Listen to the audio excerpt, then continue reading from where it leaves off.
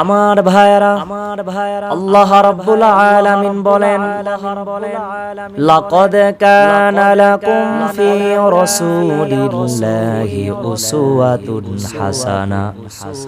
কোরআনুল কারীমের মধ্যে আল্লাহ পাক বলেন, তোমাদের জন্য মুহাম্মদ সাল্লাল্লাহু আলাইহি ওয়াসাল্লামের মধ্যে আমি আল্লাহ তাবারক তাআলা রেখে দিয়েছি উত্তম আদর্শ। যদি কেউ কারো আদর্শে আদর্শিত হতে চায়, কোন গায়কের নয়, কোন গায়িকার নয়, কোন নায়কের নয়, কোন নায়িকার নয়, একমাত্র যার আদর্শে আদর্শিত হবেন তিনি হচ্ছেন জনাবে মুহাম্মদুর রাসূলুল্লাহ। খুশি হয়ে সকলেই পড়েন সাল্লাল্লাহু আলাইহি ওয়াসাল্লাম। আমার প্রিয় ভাইয়ারা, প্রিয় বন্ধুগণ, দেখেন আল্লাহর পয়গম্বরের কেমন আদর্শ ছিল। তার ঘরে ছোট্ট একটা বাচ্চা কত আদর্শ পেয়েছিলেন, কত মহব্বত পেয়েছিলেন। এজন্য আল্লাহর নবী বলেন, তোমরা সদা সর্বদাই তোমাদের চাইতে যারা ছোট তাদেরকে স্নেহ করবা, মায়া মমতা করবা, তাদেরকে আদর করবা, ভালোবাসা দিবা, স্নেহ করবা। আর তোমাদের চাইতে বড় যারা সব সময় তাদেরকে তোমরা তাজিমার সম্মান করবা।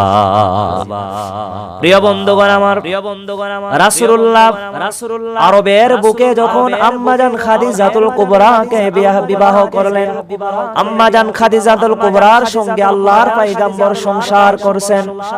এমন সময় একটা ছোট্ট সন্তানকে কিডন্যাপকারীরা, যারা সন্তান ছিনতাই করে কিডন্যাপ করে, এরা একটা ছোট্ট ইয়াতিম সন্তানকে কিডন্যাপ করে মা বাবার কুল খালি করে নিজের বাড়ি থেকে ধরে বাজারে জোরপূর্বক তুলে ফেললো এই সন্তানটাকে বিক্রি করার জন্য।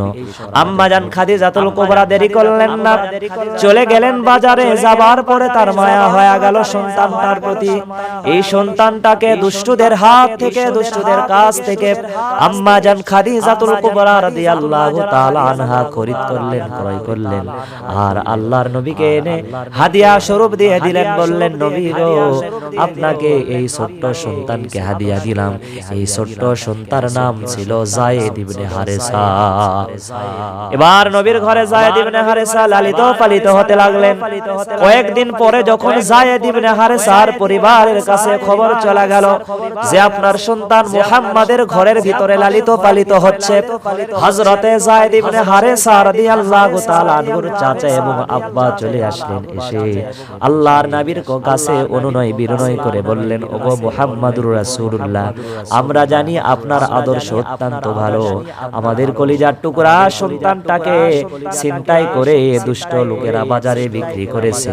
এই সন্তানের জন্য তার মা প্রায় কান্না করতে করতে পাগল পারা হয়ে গেছে। যত টাকা দিয়ে আপনি খরিদ করে এনেছেন তার চাইতে দ্বিগুণ টাকা আপনাকে দিব, সন্তানটা দিয়ে দেন।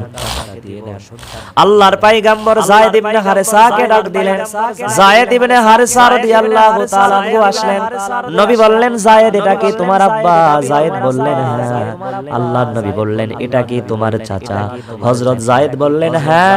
আল্লাহর নবী বললেন, যায়েদ ইবনে হারেসা রাদিয়াল্লাহু তাআলা আনহুর বাবাকে আপনার সন্তানকে নিয়ে চলে যান, টাকা দেওয়া লাগবে না, পয়সা দেওয়া লাগবে না।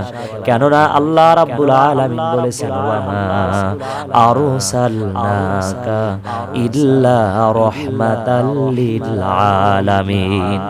আমি নবী হলাম সারা জাহানের সমস্ত মাখলুকাতের জন্য রহমত। যান আপনার সন্তানকে নিয়ে চলে যান, টাকা পয়সা দিতে হবে না।